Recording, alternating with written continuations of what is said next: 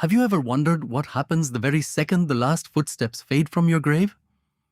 Both Islamic theology and modern science reveal an astonishing reality. As recorded in Sahih al-Bukhari 374, the deceased hears the retreating footsteps of their companions. The Quran in Surah Al-Mu'minun 23,100 describes this barrier as barzakh, an intermediate realm between this world and the resurrection. The vast sky and daylight vanish. You are met with 6 feet of dense earth, creating total sensory isolation, where seconds feel stretched into an eternity. This is not merely the biology of death or the ritual of a funeral. It is the first true hour of the soul's new existence, where the narrow walls of the grave become the entire universe.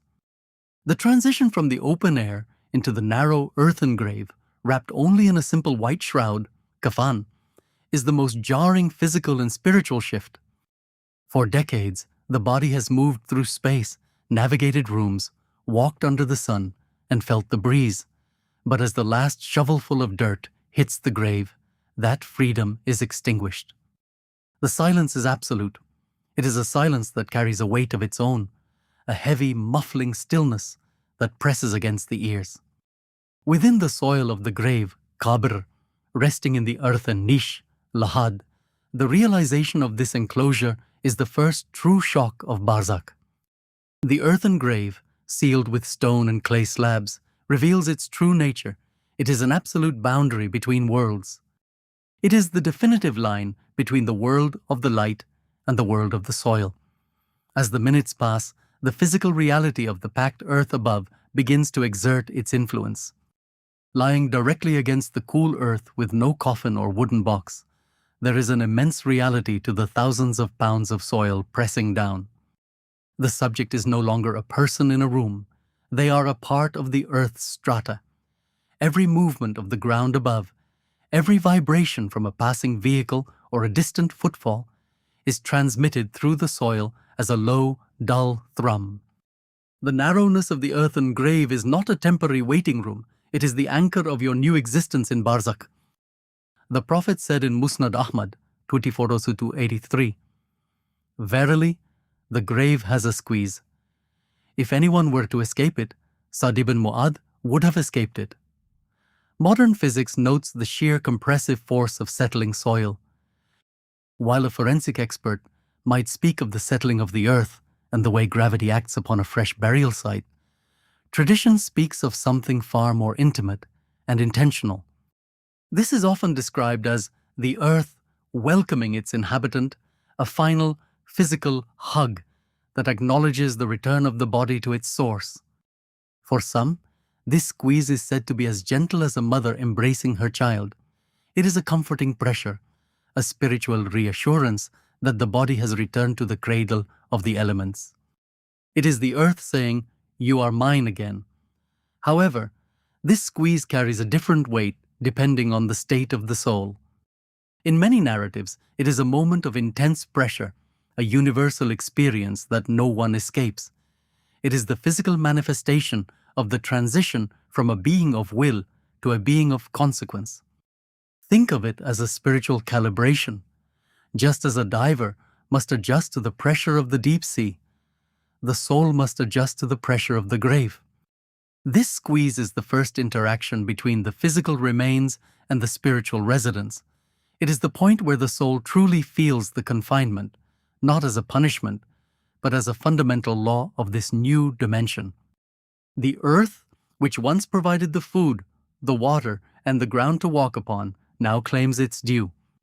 It is a tightening that leaves no room for ego, no room for pretense, and no room for escape. As the second hour fades into the third, the sensory experience of total darkness takes hold. This is not the darkness of a bedroom at night, where the eyes eventually adjust to pick out the shapes of furniture or the glow of a digital clock. This is an absolute, impenetrable blackness. In the grave, there is no light to be found, no matter how long the eyes remain open. This darkness is thick. It feels like a physical substance, a veil that separates the subject from every visual memory they have ever held. The psychological shift that occurs in this darkness is profound. When the eyes can no longer see, the mind begins to turn inward with a ferocity that is impossible in the living world. In this total absence of light, the walls of the grave begin to feel as though they are moving. Without visual landmarks, the soul's perception of space becomes distorted. The few inches between the chest and the earthen ceiling of the grave feel intimate and heavy. The walls become the soul's entire universe. Every thought and memory is reflected back by the proximity of the raw earth and soil. The soul is forced into a state of hyper-awareness. In the world above, we use space to distract ourselves. We move from room to room. We look at the horizon. We lose ourselves in the distance. In the grave, there is no distance. There is only the here and the now, confined within a space no larger than the body itself. This total enclosure triggers a shift in the very nature of time. Without the rising and setting of the sun, without the ticking of a clock or the rhythm of a heartbeat, the soul begins to measure its existence by the weight of its own thoughts. The darkness acts as a canvas, but the only images painted upon it are the ones the soul brings with it. This is where the psychological shift becomes a spiritual one. The walls of the grave are not just physical barriers, they are the boundaries of the soul's current capacity. If the soul is at peace, the darkness feels like a protective shroud, a quiet sanctuary from the noise of the world. But if the soul is in turmoil, the darkness becomes a mirror of that chaos, and the narrowness of the grave feels like a tightening vice. It is at this point that we must observe the crucial difference between physical claustrophobia and spiritual enclosure. In life, claustrophobia is a panic response to a lack of physical space, a fear of being trapped. But in the first night of the grave, the soul is no longer bound by the same biological flight or fight mechanisms. The enclosure is not something to be escaped, but something to be understood. As narrated by Al-Bara ibn Azib in Sunan Abi Dawud 47:53, for a righteous believer, the grave expands as far as the eye can see, Mada Basari, filled with divine light and the scent of Jannah. The confinement is replaced by a sense of vast, quiet potential. The four corners of the tomb are merely the starting point for a vista that the physical eyes could never perceive.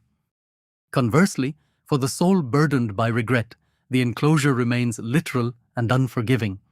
The physical claustrophobia of the living world is amplified into a spiritual reality. The walls do not expand, they press. The darkness is not a sanctuary, it is a cage. This spiritual enclosure is the manifestation of a life lived with a narrow focus, a life that did not look beyond the immediate and the material. Now, in the ultimate material reality, encased in earth, the soul experiences the full weight of that narrowness. The grave becomes a reflection of the heart. If the heart was open and expansive in life, the grave provides no true confinement. If the heart was closed and hard, the grave becomes the ultimate expression of that rigidity. As we reach the final hour of this observation, we are left with the profound humility of the return. The first night in the grave is the great equalizer. Whether a person was a king or a beggar, the dimensions of the confinement are nearly the same. The earth does not care for titles, and the darkness does not recognize wealth. Every soul must face the same narrow walls and the same heavy silence. This humility is the final lesson of the physical transition. Allah states in the Quran, Surah Taha 20:55, "From the earth we created you, and into it we will return you, and from it we will bring you back again." Stripped of all earthly vanity, the soul meets its truth. The weight of the grave is the weight of reality. It is the moment the soul stops looking outward and begins the long, silent process of looking inward. The raw soil and the packed earth are the final witnesses to the human story, holding the soul in a firm, unyielding reality. As the soul settles into this new, narrow universe, the noise of the world above begins to lose its relevance. The memories of the sun, the wind, and the faces of the living are still there, but they are beginning to change.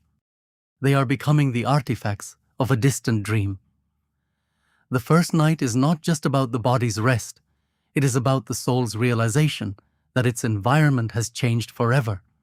The walls are set, the darkness is absolute, and the weight is constant. The journey has moved from the expanse of the world to the intimacy of the earth, and in this confinement, the true work of the afterlife begins. But as the physical world recedes, something else begins to happen. The memories of that world, the very things that defined the subject, start to lose their grip. The sounds of the surface are fading, and a new kind of silence is taking hold.